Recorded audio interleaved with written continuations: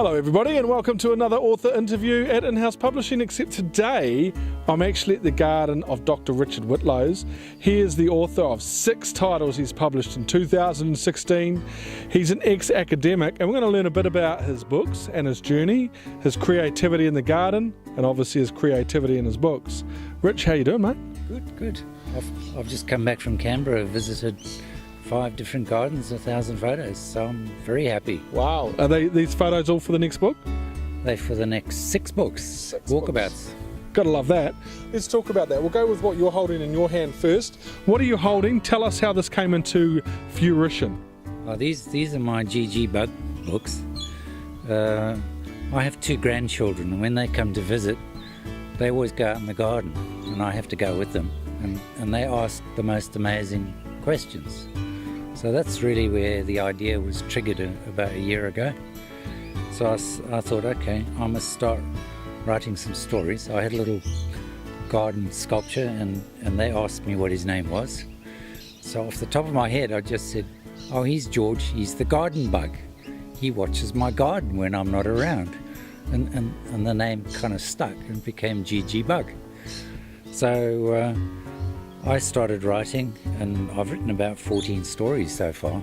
These are the first 3. These are just about what you experience in a garden. So they're nothing to do with plants. The first 3, the first one is why is the sky blue? And you look up above and the sky changes colour. That's a good question for kids. It's actually a good question for adults and we'll take a quick diversion and just very quickly, Rich, why is the sky blue? It's to do with the filtering of light and the fact that our eyes are more sensitive to the scattered blue light than they are to the violet light. Because technically, in terms of physics, the sky should be violet, but it's blue. How's that? Short answer. Well, this is what I love about the creative process. You learn something every day. Okay, why is the sky blue? What else have we got there? Okay, we've got another one which intrigued me because it was summertime and we get lots of frogs and we also get toads. So I came up with a book called The Frog's Chorus, which actually starts off with all the sounds that the frogs make, like ribbit, ribbit, ribbit, croak, croak. And I created a frog's chorus and we basically dissect what are the sounds, what are the frogs actually saying, why are they saying it, and what are the reasons for them to be behaving like this. So I came up with a frog's chorus, which the little kids absolutely love. That's that one. And the final one, or the third one, because there's going to be lots of these, the target is 100 tails, so I hope you're ready for it. I'm ready, brother, I'm ready. The final one was spider webs, because one time the kids came and they went outside without me and they came inside and said, Granddad, we found a spider web, come and tell us about it. And it was actually an orb spider web. So I went outside and I thought, oh, all right, that's an interesting topic for a GG Bug book. So I've got a story called GG Bug and Cousin Freddy. GG Bug has some friends. He has Cousin Freddy's very similar to him. He sits on the patio. He has some other friends as well. He's got Bella. He's got Bella, who's a tortoise. We call her Bella Q Tortoise or Cutie. And Sammy Snail. Sammy hasn't come into a story yet, but he will do. But the most important one is Professor James T. Frog. And who is he modelled after? He's modelled after me. After you, of course. You've got your own character in the book. He's my alter ego. Yeah, the bug characters ask him questions and he answers. So he's my alter ego.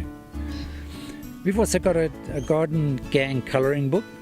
I put that together really initially for my grandkids because they wanted to colour in the pictures.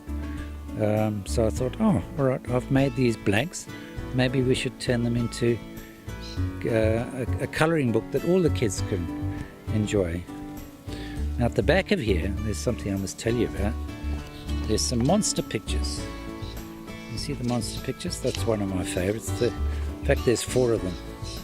That's my ultimate favourite. I drew these when my children were 9 and 11. Wow. My kids are 28 and 30. Wow, that's fantastic. Okay, now these were quite important because over the years I've suffered from at least 2 major phases of depression. And these pictures were drawn a decade plus ago more than 9 and 11, when I was coming out of depression. I drew about 120 of these for my kids. So let's talk about that for a moment. The creative process of being able to illustrate, obviously, like you guys can't see this right now, but the scope of Dr. Rich's garden here is phenomenal, and you can hear the birds, and it's you wouldn't think, hey, There you go. you gotta love this. Cute.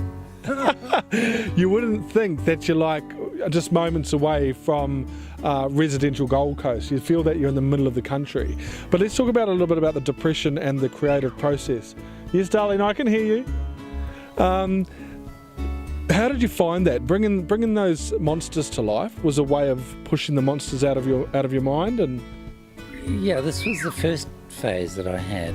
I was working as a senior research manager in the Gold Coast Council at the time, and they wanted me to be an instant expert. There's no such thing. It takes time to develop your knowledge and the experience of a new area, and I couldn't cope.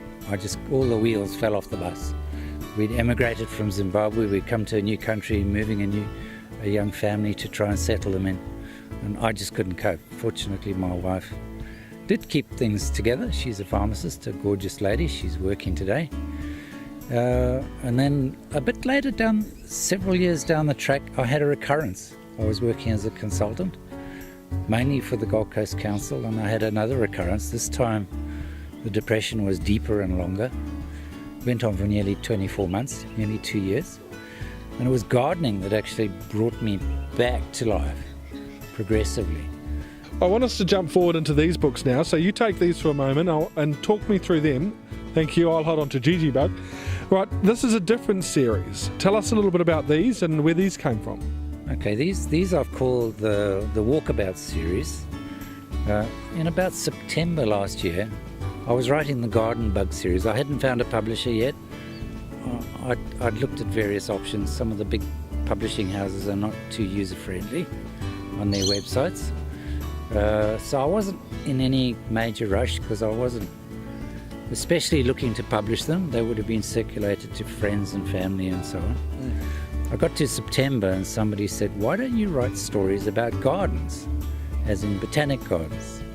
So I thought, okay, I've been to the Blue Mountains Botanic Gardens in Mount Toma about 2 years back, November 2013, on a similar trip to Canberra actually.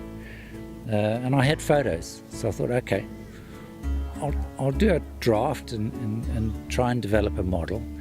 But where I had the characters for the garden bug stories, I needed characters for these. So I decided to come up with a koala. I called him Chris Koala. And I came up with a kangaroo. It was Kathy Kangaroo. And she had a little Joey. And my grandson Noah named the Joey Jimmy. So he became Jimmy Joey. So we have lots of alliteration in this. You had some fun with this. So that was the first one I did there. And more important, and even in the GG Bug series, if you go to the back of the book, I lectured in geography for nearly 20 years. So basically, teaching is part of my background. Yeah. So we have a word search. The GG Bug series also have a word search based on 15 words in the story. So it gives you something else to explore. Hold up. I've got Walkabout. I'm OCD when it comes to Wordfinds. We'll take a small break. We'll be back in 1 second. No, just kidding. So you've got educational value in here. You also got a lot of enjoyment factor. What else have we got? We've got websites.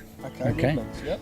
Now, for the Walkabout ones, they've developed. I've got a folder now with about 25 different gardens covered.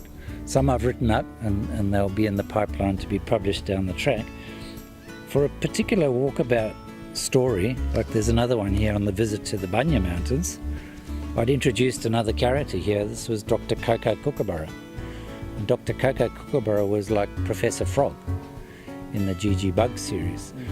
The Kookaburra was my alter ego. So the koala and the kangaroo asked the Kookaburra questions and the Kookaburra answers. Nice. So, yeah. Okay. I love doing these. They're great. I can see why. And like you came to a presentation I did in Robina. That's how we met. At the Robina Library. Was that right? That's correct. and then it's been probably about a 7-month journey to bring these 6 books to life? Roughly. Let me go back to the presentation. I came a little bit late, not quite. I sat at the back, if you recall. I do. Near the coffee table. Yes. I had to have coffee. I also sat near the exit. Oh, right, just in case I was that boring. Yeah, no, it turned out Ocean ticked all the boxes. Oh, thank you. And then at the end, you were in big demand, right? And earlier towards the end of last year, I entered the Gold Coast Writers Competition. Okay, through a friend of ours who used to be a next door neighbour, and to enter that competition, I had to strip out all the things that make my books interesting, which was the illustrations and the colour-coded text, because they're conversations. Yes. Okay, so they're colour-coded, so you can follow them easily. That's right. I couldn't use any of that; it was all done in black and white. But I had to also write a letter, a 2-page letter to a publisher as part of the exercise. So I thought, okay, I'm not going to write the letter. Gigi Bug's going to write the letter, and half the letter will be graphics. So it was a picture of Gigi Bug and all his friends, and it was a word search. And I went to the local print shop in Harare and asked them to print off an A4 colour copy, and the girl there pressed the wrong button. She pressed an A3 size. So when I came up to you at the end of that, I gave you the A3 size one and said, basically, if you're interested, get in touch with me. I didn't say much more than that. Shook your hand, said, I'd like to talk. I remember. And when I came home about 10, 15 minutes later, there was an email saying, come and see me. It was intriguing because that was a unique way to be introduced to you, which was that letter. I remember that. What I liked then was that we embarked on a bit of a journey where you obviously worked with myself in the marketing preparation, and you worked with Kaya and the team closely in bringing the books to life, and Christy. And now that we're sitting here 7 months later, just before Christmas, you must be pretty excited and to bring these to life. Yes and no. I mean, it's fun. It's fun to see them in print. I had an academic career, so I have sort of like 75 publications under my belt. It's not the same. This is fun. You have your name, and this is fun. I mean, this to me is not work. My wife is absolutely ecstatic. Oh, that's good. And our 2-year plan, she's a pharmacist, is to basically phase down the work that she does, and she's going to run the business part, because it has to run as an effective business. Okay, now for you guys, if you want to get copies of these fantastic books, there's a few options in front of you. Number one, you can go to talesaboutgardens.com. That's the website at the bottom of the screen. That's Rich's website. Also check out his Facebook. It's pretty intriguing, and he's always putting up some captivating information. Alternatively, you could go to the inhousebookstore.com.au, or if you really want to, come on down to our physical bookstore, Unit 4, 124 Kingston Road. And unbeknown to you, Rich, I've actually dedicated a whole panel to your books, mate. Wow. You'll have to come down and check it out. It pays to have 6 books, doesn't it?